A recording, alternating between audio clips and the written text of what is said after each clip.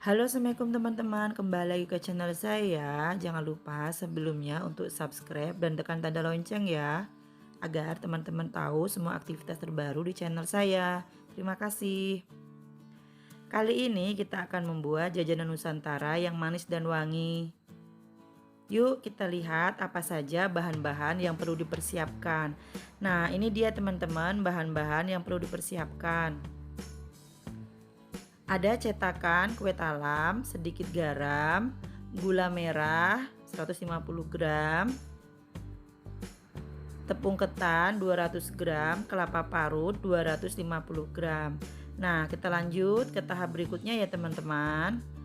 Potong gula merah. Di sini gula merah yang saya ambil itu sudah terlebih dahulu saya masukkan kulkas. Jadi dia teksturnya agak lembek setelah saya keluarkan dari kulkas beberapa menit. Tujuannya agar saya mudah untuk memotong. Nah, kita potong kotak-kotak ya teman-teman, karena nanti akan kita masukkan ke dalam adonan satu persatu. Langkah berikutnya kita siapkan adonan. Nah, kelapa parut tadi yang sudah kita siapkan, kita campurkan dengan tepung ketan. Kita masukkan dikit demi sedikit, kemudian kita masukkan garam, kita aduk sampai rata. Dalam pengadukan, teman-teman jangan ditekan-tekan ya, cukup diaduk secara merata. Karena nanti kalau ditekan-tekan akan menjadi padat dan susah untuk dicetak. Masukkan lagi tepungnya dikit demi sedikit. Terus diaduk sampai tepung ketan dengan kelapa parutnya tercampur menjadi satu. Masuk ke tahap berikutnya, kita siapkan cetakan. Nah, bahan yang sudah kita adon tadi siap untuk kita masukkan ke dalam cetakan kue talam.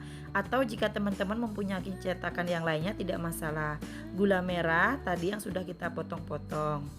Kemudian kita masukkan adonan tadi sedikit demi sedikit. Kemudian kita masukkan di tengahnya gula merah ya teman-teman. Tidak perlu dalam cetakan ini teman-teman tekan-tekan, cukup kita masukkan saja, kemudian kita beri gula merah. Nah, teman-teman lakukan kembali semuanya sampai selesai ya. Kita masukkan ke dalam adonan. Nah, asal teman-teman tahu di sini dengan adonan yang tadi itu bisa menjadi kurang lebih 22 buah. Nah, jadi lumayan banyak ya teman-teman.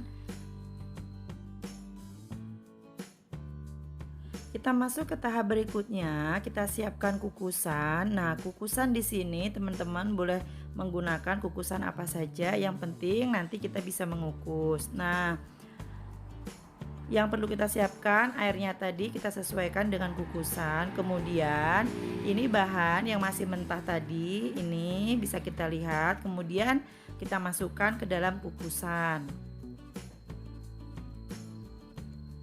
Nah, ini airnya sudah mendidih. Kemudian adonan yang masih mentah tadi kita masukkan untuk dikukus ya teman-teman.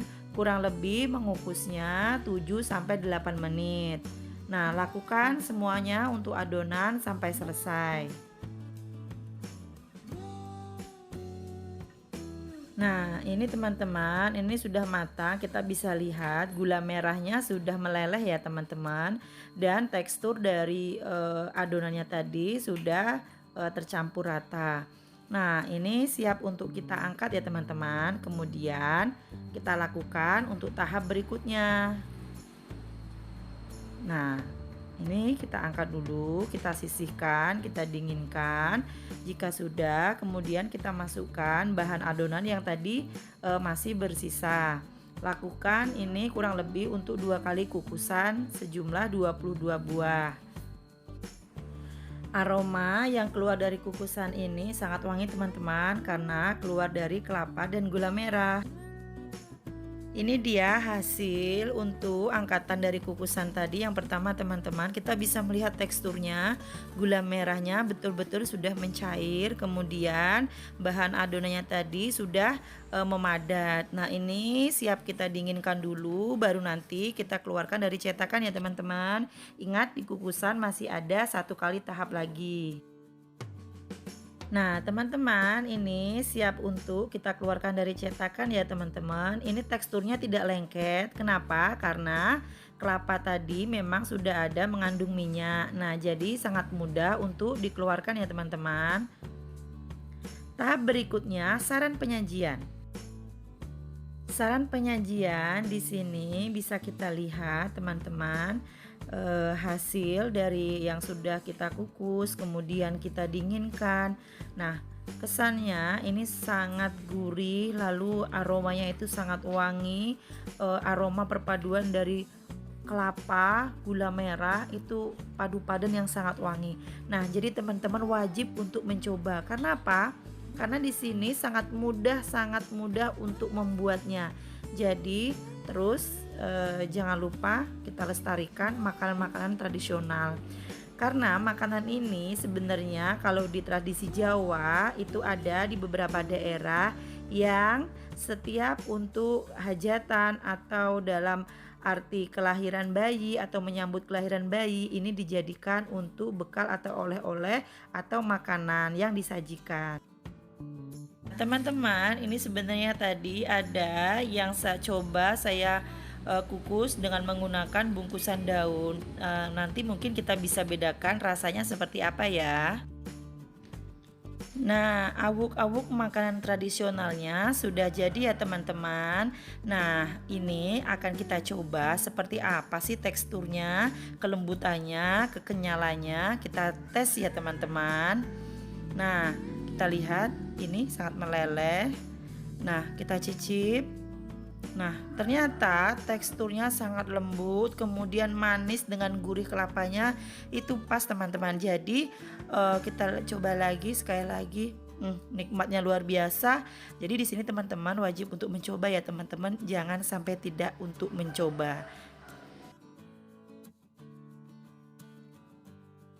Terakhir kita lihat yuk apa sih ada perbedaan atau tidak antara yang dikukus biasa dengan yang dikukus dengan daun ya, teman-teman. Nah, kita buka, kita lihat di dalamnya teksturnya seperti apa. Nah, ini dia teman-teman, ternyata sama, hanya bedanya di sini ada aroma dari daun pisang. Oke teman-teman, sajikan awuk-awuk ini selagi panas atau hangat ya. Terima kasih teman-teman sudah selalu mendukung channel saya ini. Semoga channel saya ini bermanfaat dan bisa berkembang dengan baik. Terima kasih teman-teman. Wassalam.